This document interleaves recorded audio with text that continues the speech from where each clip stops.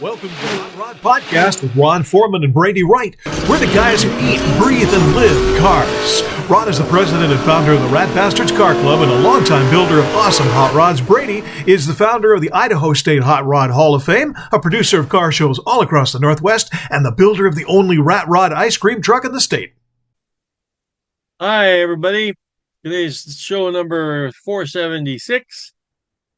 Be sure to hit the like and share button to help our show. We appreciate you joining us this evening. Yeah, make sure you subscribe too. Be sure to subscribe. That's right. Very important. I mean, if you guys subscribe and we subscribe, we'll have 5 listeners. No, wait. Hey, how you doing?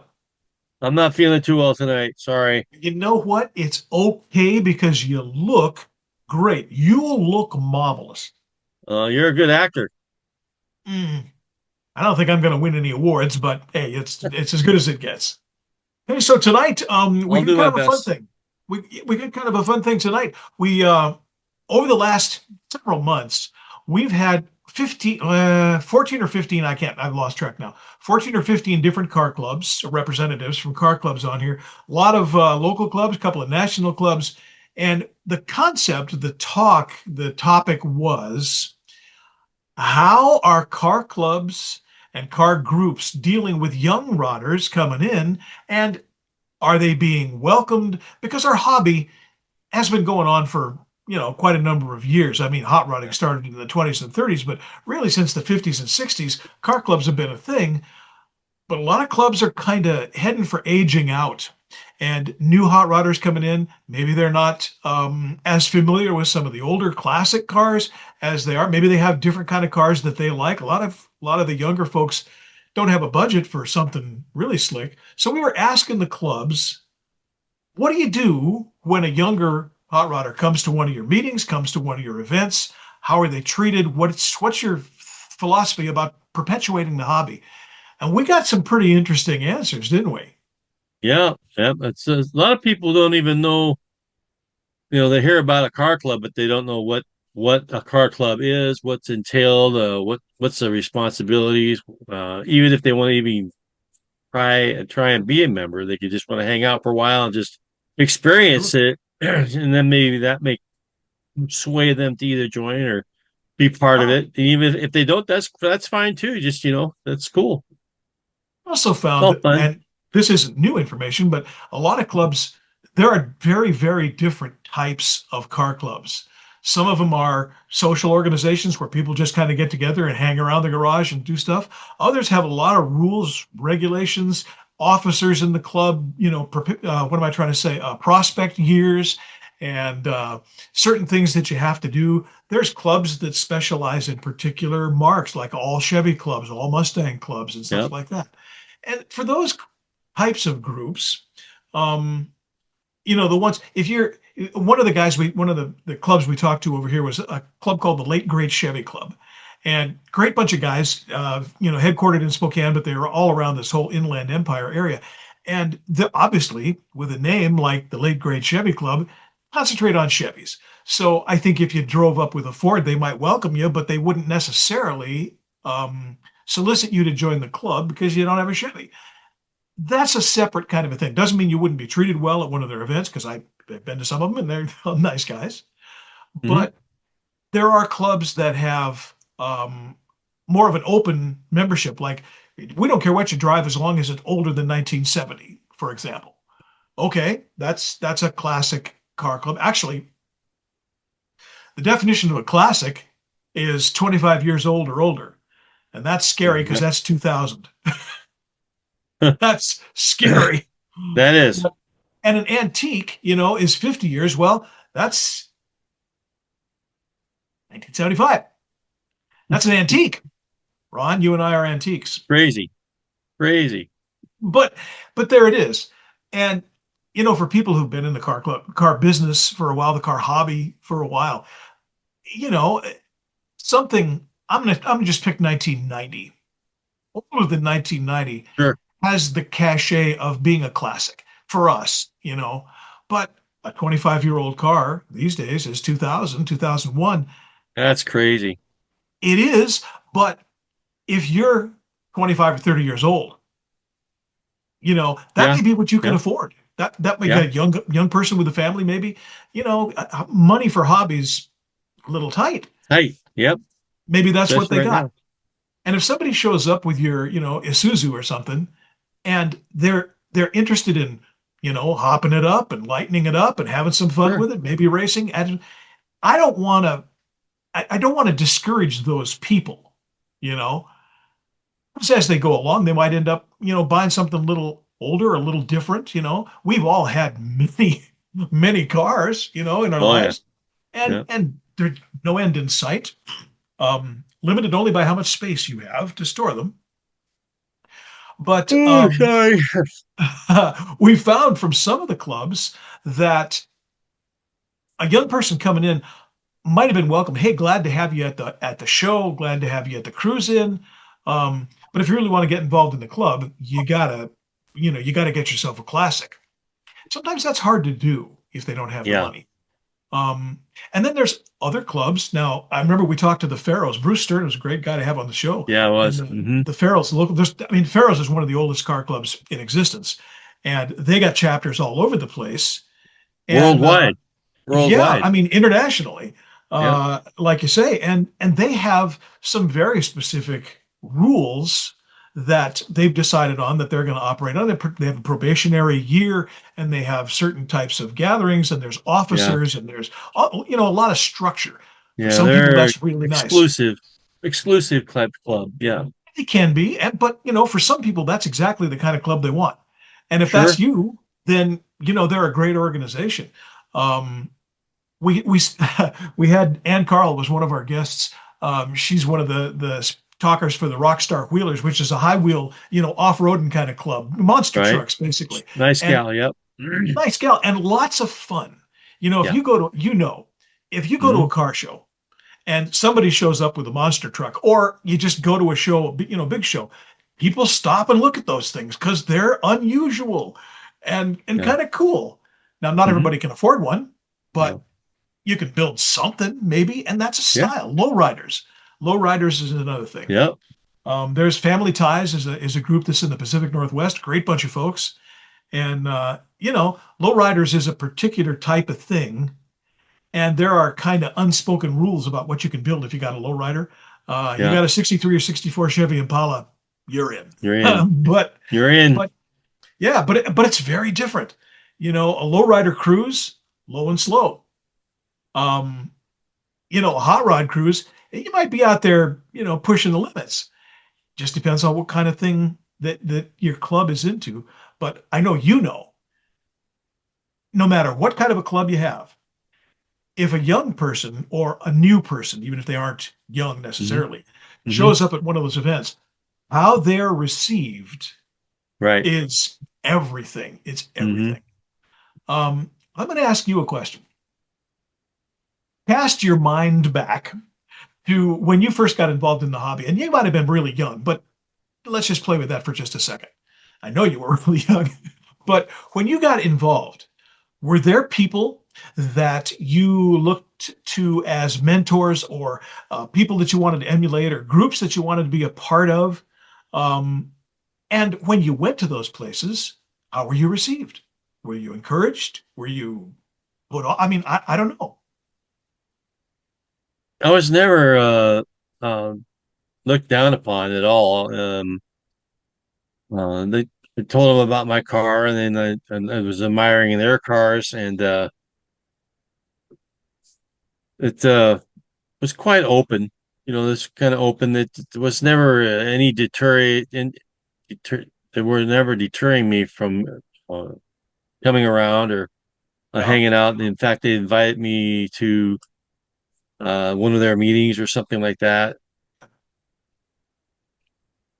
Well, I had kind of similar experience. I mean, my first exposure to the hot rod thing, well, I Hmm. was 13 or 14, and there was a kid in the neighborhood, guy. I mean, he's older. He's a much older fellow. He's probably 17 or 18. Um, but he had a 37 Chevy sedan that he was fiddling around with, and he was always in the garage working on the thing. And it was a constant battle. He'd try to Hmm. save up a couple of bucks and get something and do that. And the younger kids, we went over, we loved looking at that. That was great. I mean, you want me to Mhm. hold your wrench, Bill? And whatever it was. And we watched him one day literally blow up his motor. Whoa. Um, Kind of a catastrophic failure, but he was trying to Hmm. do something that maybe we've done, in the past. But his motor went away, and there were 4 or 5 of us kids there watching this whole thing, and a couple of them were like, oh, "I'm done with this." I went the other direction. I said, "Oh, you blew up your motor. How'd you do that? Wow. What can we do to fix it? Give me a Yeah. rent. I Yeah. mean, Yeah. Yeah. I'm in. Whatever this is." I never actually wanted to blow up a motor, but that Yeah. kind of stimulated how do I learn how to do that and how not to have that happen to something that I just spend money on. And I've been My involved, forever. So mostly when I was cruising, I was in Wenatchee actually, and my Okay. cousin had a 35 Chevy, and we'd go cruising down the avenue there in Wenatchee, watching Wenatchee Avenue, and just see all kinds of old cars and hot rods and Sure. people having a good time. But that was my experiences when I was, before I even had a driver's license, is just cruising Yeah. and hanging out and getting a taste of you know dating and having a girlfriend and having Do a you car. think We can't that's can't actually really. a great point? Do you think that the car hobby, I guess, that goes along with, being young and adolescent, post puberty, all those dating and girls and cars and fast food and all that kind of stuff went together. I think, at least for me, it did.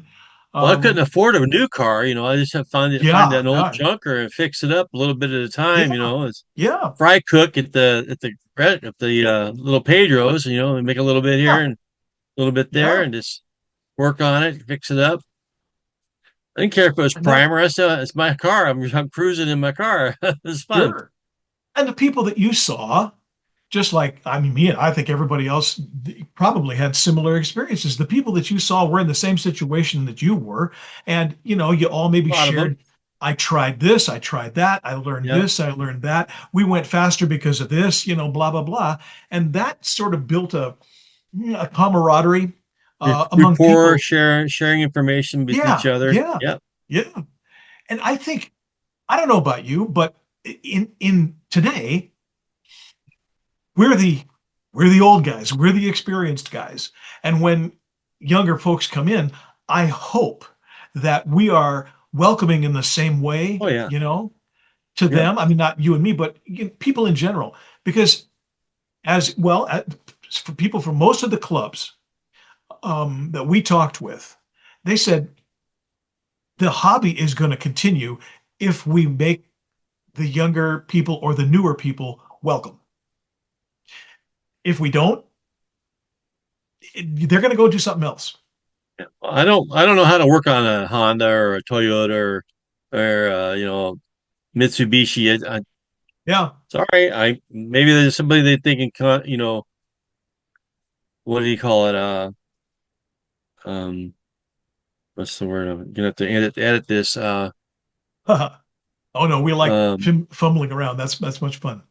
You talk about metric stuff or you talk about computer stuff? no, I'm talking about networking with the other people that are Sure. Sure. you have those cars to share their information with Yep. the younger people that are coming in that want to be part of something like that. And then there's Yeah. a lot of them are tuners or they want to do Yeah. drifting and things like that. It's a Sure. lot of that now. And I think that's great. I think It is. It's really the cool. more types of stuff that you can share experiences with. Now, I'm not, I mean, I have metric tools, but I'm not really a metric guy. And yet, everything. I have metric tools too, but Yeah, you but I know, mean, everything past about 95, 90 anyway, was yeah, computerized. I mean, yep, if you get now, you need the diagnostic stuff and you got to have yep. the cheat codes and the fuel mapping and all that kind of stuff. And people, I'm going to say people our age or with our level of experience, for me, it's a lot easier to just go get a 350 with a carburetor, you know, and they're easy to work on because I don't have to relearn computer skills. But if you're going to do an LS swap, for example, or one of the That newer, is so popular right now. People putting everybody's LS's, doing them. Everybody's yeah, doing them. And they're taking their and 350 Chevy out and they're putting an LS motor in their 55 yeah, Chevy. yeah, and Yeah. even more complicated, more computer driven stuff. And it's going to be that way. It's going to be that way because Well, there's more it's of like those the cars on the road now. it's like the network thing I was telling you about. One hot rodder does it, and he shares that information with another guy. Yes, So, oh, maybe I want to yes, do that, and then they'll share, and it just keeps. It's growing. I mean, it is really growing leaps and bounds. yeah, it This sure is. LS motors. It's one way to make a Ford to go faster is put an LS in there for it. You got Yeah, it's just the something. cheap horsepower. Well, the one thing that we used to do, all of it was word of mouth. It was stuff, you find a guy who knew the Oh thing. yeah, Now, with the internet and with all the YouTube channels, everybody's got some kind of version. If you want to learn how to do, you can be a YouTube mechanic. Everybody laughs. But if you don't know how to do a thing, you can find 400 it's on videos YouTube, on man. YouTube of how to Yep. do it. And if nothing else, you'll find out how to do it wrong. That Yeah, can be handy. That's handy too. Like that's I'm not handy going to as do well. that. Yes. Yeah, now I know not to do that one. Well, Process of elimination. it's a resource that we didn't have, but there it is. And I think it makes people who have limited experience or focused experience, but not wide experience. It gives them something that they can find, they can expand their knowledge base and get better at doing the things that we've all got to get better doing it because cars are not going to go back to get simpler. They're never No. going to get simpler. They're going to get more complicated. It's just what it You can is. make it. I can make it pretty simple. If your heart is in it, if you're dealing with your heart and it's what you will love, you're gonna find a way. Yeah. You're gonna find a way to be part of a community that is into hot rodding, and you're gonna find a way to be in a club and share your experience. And with the people that are in the club are going to share with you, as Yes. well as you sharing with them, as far as having the heart and the wisdom and the want to. And something I remember sleeping, trying to sleep, dreaming about my 55 shorty and Yes. just couldn't I've seen pictures of that. anticipate getting behind the wheel of that thing. I didn't have a driver's license yet, but I'm working on this thing, anticipating cruising in that because I was cruising with my cousin, and it's Oh. it's in the blood. I mean, it's in my blood anyway. And I love Well, it. you hit on one of the three things that I think we could take away from all of the conversations that we had with the clubs. One of them is cruising. So I think there's three things that are going to help perpetuate the hobby. And the guys that we spoke with came up with these, and sometimes different words, but they were pretty consistent with it. Number one is cruising. If you cruise with friends and people know that you're going to Yep, cruise, maybe it's a Facebook page or maybe it's an event that people see, they're going to come if they're welcomed in, cruise with us. That's the yep. start of a social, connection that brings people in. The other one, A lot of cities outlaw cruising. You and can't cruise on yeah, the streets. yeah, there's been But you're some of talking that. about cruising like in a destination type cruise, right? Or just we're cruising around the local area. Like we're gonna do Yeah. a 15 or a 20-mile cruise, just fun, and Yeah, we'll yeah, yeah. stop two or three places and have I a love you seeing know like 5 to 10, 15 cars in a row with hot rod after hot rod after. That's a rolling car show. It's super it cool when I is, see that happening. it is. And The I've other been part one, of that myself, yes, doing oh that yeah, myself. It's great. yeah. It's just great. By the way, there's a number of Christmas cruises that I'm already seeing advertised. Oh, right on. And that's great Cool. stuff because you bring a toy, you go to the Toys R Tot, that kind of a thing. Yep. Great stuff. Hmm. The other one is cruise-ins or cars and coffee events, where you just Yeah. gather at some place and everybody comes in with whatever they're driving or their daily driver or their project car, and you sit and talk cars. That's Yep. by itself the most, I'm going to use the word organic, way to get people Well, involved because then they meet and know you talk to them, it becomes a social event, and that by itself perpetuates the whole hobby because they go, I talked to this guy up there who had this to say, and this other guy said no, this was another way to do it. That's how the sport yeah. grows. That's how the So sport we started a cruising at the Galaxy 12 Theater this grows. year, and Yeah, that worked out really great. I mean, we've had as yeah, many as I don't know more than 20 cars there. It's just awesome. And then, like you say, it's not bring what you run what you brung. Yeah, bring what you have, bring what you have. And it's been a really, really good time. We go on a Friday night and everybody discuss on where they're going to be cruising, where's the car show they're going to. It's kind of a networking what's going on in the car community, couple so three they could hours. plan their weekend and then maybe even the weekends, a couple weekends out if they find out what's going on. Yeah, It's a great chance and an opportunity to share what's going on in the car culture. yeah, yeah. A That's lot of those fun. things really are priceless because again, you get Yeah, a chance to get with other like-minded people and you rubbing learn more about the elbows with sport. your buddies. Yeah, yeah. And the third thing is shop days or shop tours. Sure. Everybody seemed to have a real positive thing about that. And you could we have I do 24 cars and coffees a year. We do two a month. And generally speaking, Congratulations. That's really awesome, Brady. but I That's mean it's really just cool. it's just it's You keep saying you're old, but I love your enthusiasm. You're I'm awesome. old. I really Believe me, appreciate you, man. look at this. Look at this. I'm old. But when you have Seasoned. fun, seasoned, thank you. A little too much seasoning, maybe, you know what I mean? Um, but so you're at an event and there's a bunch of people there, and you say, hey, this weekend or next weekend or something, we're having Okay. a shop day. And it's just everybody's going to get together and we're going to figure out how to put the windshield in my truck or something. People will come to that might not ever have known you existed and vice versa. And a lot of times those guys turn into club members or friends or whatever.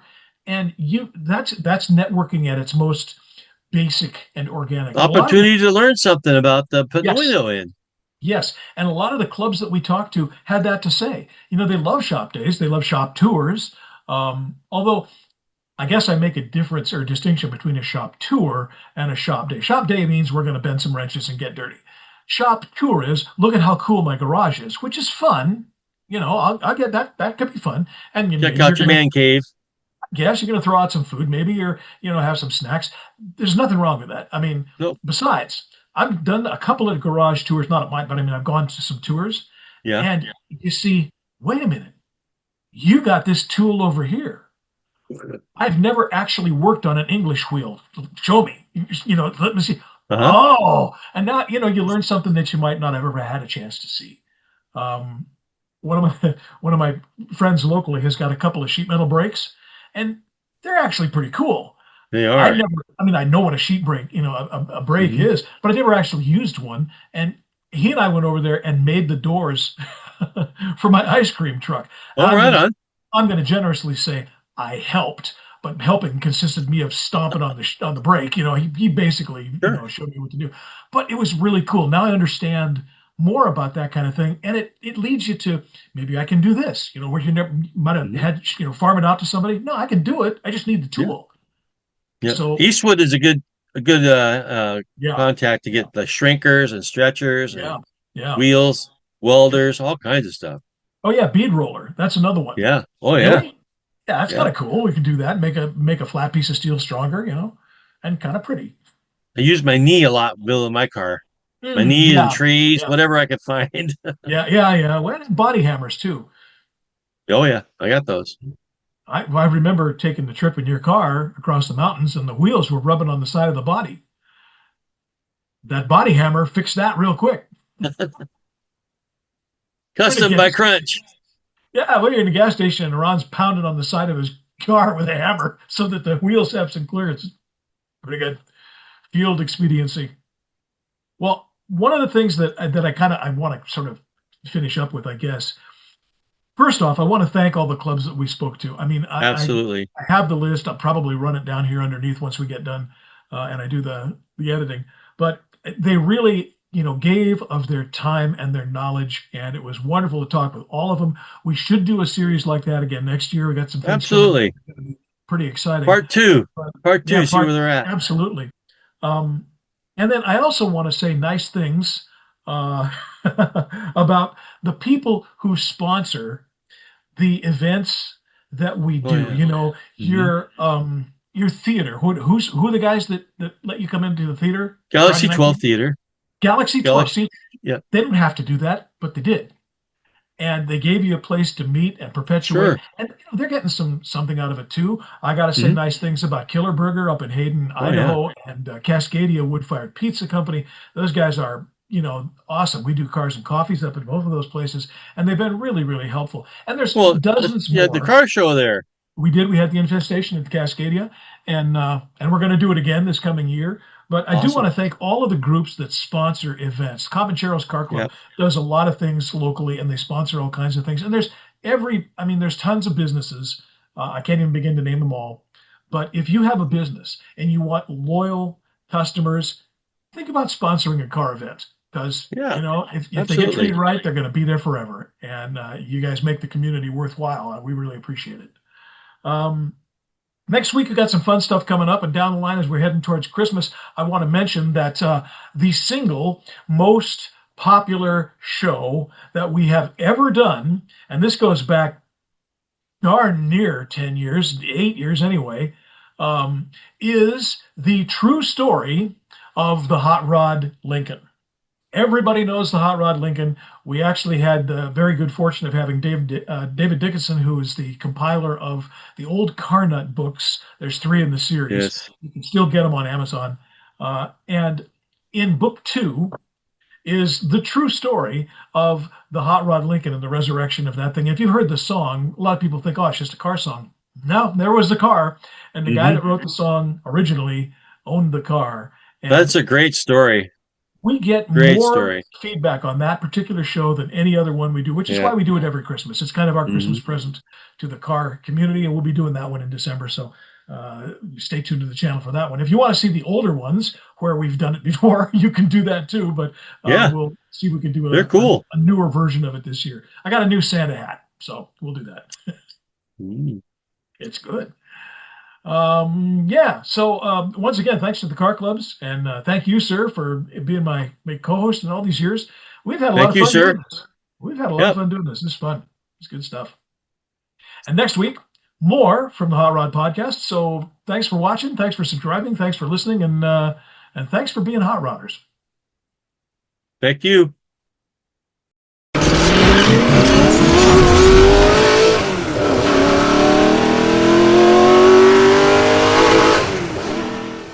That's it for this episode of the Hot Rod Podcast. Be sure to like and subscribe to our show, and we appreciate it if you smash those notification buttons too, so you'll know when a new one drops. For Ron Foreman, I'm Brady Wright. This has been the Hot Rod Podcast. We'll see you on the next one.